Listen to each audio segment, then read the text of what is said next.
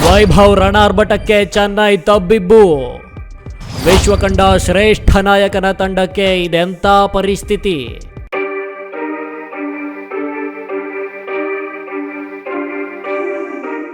ಪ್ರಿಯ ವೀಕ್ಷಕರೇ, ಆ ತಂಡ IPLನಲ್ಲಿ ಬರೋಬ್ಬರಿ 5 ಬಾರಿ ಚಾಂಪಿಯನ್ ಆಗುವ ಮೂಲಕ ಅಪರೂಪದ ಸಾಧನೆ ಮಾಡಿದ ತಂಡ. ಇಡೀ ವಿಶ್ವದ ಕ್ರಿಕೆಟ್ ಅಭಿಮಾನಿಗಳನ್ನು ತನ್ನತ್ತ ಸೆಳೆಯುವಂತೆ ಮಾಡಿದ್ದ ತಂಡ. ಆದ್ರೀಗ ಈ ತಂಡದ ಪರಿಸ್ಥಿತಿ ನೋಡಿದರೆ ಚಾಂಪಿಯನ್ಸ್ ಆಗೋದಿರಲಿ, ಲೀಗ್ ಹಂತದಲ್ಲಿ ಒಂದೇ ಒಂದು ಪಂದ್ಯ ಗೆಲ್ಲಲು ಹರಸಾಹಸ ಮಾಡ್ತಾ ಇದೆ. ಅರೆ, ಅದ್ಯಾವ ತಂಡದ ಬಗ್ಗೆ ನಾವು ಮಾತನಾಡ್ತಿದ್ದೀವಿ ಅನ್ಕೊಂಡ್ರ? ಎಸ್, ಅದು ಚೆನ್ನೈ ಸೂಪರ್ ಕಿಂಗ್ಸ್. ವಿಶ್ವಕಂಡ ಸಕ್ಸಸ್ಫುಲ್ ಕ್ಯಾಪ್ಟನ್ MS ಧೋನಿಯಂತಹ ಆಟಗಾರರು ಇದೇ ಪಾಳೆಯದಲ್ಲಿದ್ದಾರೆ. ಆದರೂ ಸಹ ಅನುಭವಿಗಳ ಕೊರತೆಯೋ, IPL ಬಿಡ್ಡಿಂಗ್ ವೇಳೆ ಮಾಡಿದ ಎಡವಟ್ಟೋ ಚೆನ್ನೈನ ಹಣೆ ಬರವೋ ಗೊತ್ತಿಲ್ಲ. ಕಳೆದ 2 ವರ್ಷಗಳಿಂದ CSK ತಂಡದ ಅದೃಷ್ಟ ನೆಟ್ಟಗಿಲ್ಲವೆಂಬುದು ಮಾತ್ರ. ಹಾಗಿದ್ರೆ ಈ ತಂಡಕ್ಕೆ ಇಷ್ಟೊಂದು ಸಮಸ್ಯೆ ಕಾಡ್ತಾ ಇರೋದು ಯಾಕೆ? CSK ಫ್ರಾಂಚೈಸಿ ಮಾಡಿದ ಆ ತಪ್ಪು ಯಾವುದು? ಮುಂಬರುವ IPL ಪಂದ್ಯಗಳಲ್ಲಿ CSK ಅದ್ಯಾವ ರೀತಿ ಪೈಪೋಟಿ ಕೊಡಲಿದೆ ಎಂದು ತಿಳಿಬೇಕಾ?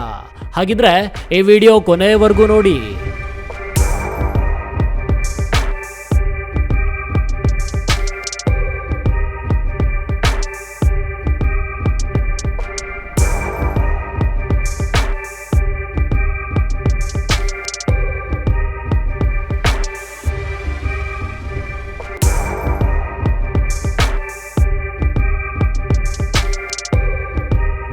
ಪ್ರಿಯ ವೀಕ್ಷಕರೇ, ಗುವಾಹಟಿಯಲ್ಲಿ ನಡೆದ ರಾಜಸ್ಥಾನ್ ರಾಯಲ್ಸ್ ಹಾಗೂ ಚೆನ್ನೈ ಸೂಪರ್ ಕಿಂಗ್ಸ್ ನಡುವಿನ ಪಂದ್ಯ ಅಭಿಮಾನಿಗಳಿಗೆ ಅಷ್ಟೊಂದು ಮನೋರಂಜನೆ ನೀಡಿಲ್ಲ ಎಂಬುದು ಒಂದು ಕಡೆ ಆದರೆ, CSK ಅಭಿಮಾನಿಗಳಿಗೆ ಬೇಸರ ಮೂಡಿಸಿದೆ ಎಂಬುದು ಇನ್ನೊಂದು ಕಡೆ. ಬ್ಯಾಟಿಂಗ್ನ ಆರಂಭದಲ್ಲಿ ಎಡವಿದ CSK ಓಪನರ್ಗಳು ಪೆವಿಲಿಯನ್ ಹಾದಿ ಹಿಡಿದಿದ್ರು. ಪವರ್ ಪ್ಲೇನಲ್ಲೇ ಪಂದ್ಯದ ಸಂಪೂರ್ಣ ಚಿತ್ರಣವನ್ನ RR ತಂಡದ ಬೌಲರ್ಸ್ಗಳು ಬದಲಾಯಿಸಿ ಬಿಟ್ಟಿದ್ರು.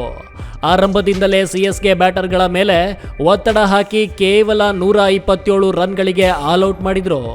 ಇಷ್ಟೊತ್ತಿಗಾಗಲೇ ಕ್ರಿಕೆಟ್ ದಿಗ್ಗಜರು ಹಾಗೂ ಅಭಿಮಾನಿಗಳು ಪಂದ್ಯದ ಫಲಿತಾಂಶದ ಬಗ್ಗೆ ಭವಿಷ್ಯ ನೋಡದೇ ಬಿಟ್ಟಿದ್ರು. ಇನ್ನು ಕ್ರಿಕೆಟ್ ಸಂಪ್ರದಾಯದಂತೆ ಬ್ಯಾಟಿಂಗ್ ಆರಂಭಿಸಿದ RR ಬ್ಯಾಟ್ಸ್ಮನ್ಗಳು ರನ್ ಮಳೆ ಸುರಿಸಿದ್ರು ನೋಡಿ. CSK ಬೌಲರ್ಗಳು ಊಹಿಸಲಾಗದಂತಹ ಅರ್ಧಶತಕ ಸಿಡಿಸಿ ಪೆವಿಲಿಯನ್ ದಾರಿ ಹಿಡಿದಿದ್ರು. ವೈಭವ್ ಸೂರ್ಯವಂಶಿ ರಣಾರ್ಭಟ ಹೇಗಿತ್ತು ಅಂದರೆ, ಕೇವಲ 17 ಬಾಲ್ನಲ್ಲೇ 52 ರನ್ ಕಲೆ ಹಾಕಿ ಪಂದ್ಯದ ಸಂಪೂರ್ಣ ಚಿತ್ರಣವನ್ನ ಬದಲಾಯಿಸಿ ಬಿಟ್ಟಿದ್ರು. ಇಲ್ಲಿ ವಿಶೇಷ ಅಂದರೆ, ತನ್ನ ಹಳೆ ತಂಡದ ವಿರುದ್ಧ ರವೀಂದ್ರ ಜಡೇಜಾ ಸೇಡು ತೀರಿಸಿಕೊಂಡ್ರು ಎಂದು ಕೆಲ ಅಭಿಮಾನಿಗಳು ಸೋಷಿಯಲ್ ಮೀಡಿಯಾದಲ್ಲಿ ಅಬ್ಬರಿಸ್ತಾ ಇದ್ದಾರೆ. ಆದರೆ ಇತ್ತ RR ತಂಡದ ಹಳೆ ನಾಯಕ ಸಂಜು ಸ್ಯಾಮ್ಸನ್ ಯಾವುದೇ ಪ್ರತಿಕ್ರಿಯೆ ನೀಡದೆ ತಮ್ಮ ಪಾಡಿಗೆ ತಾವು ಆಟ ಮುಗಿಸಿ ಕೈ ಕುಲುಕಿದ್ರು.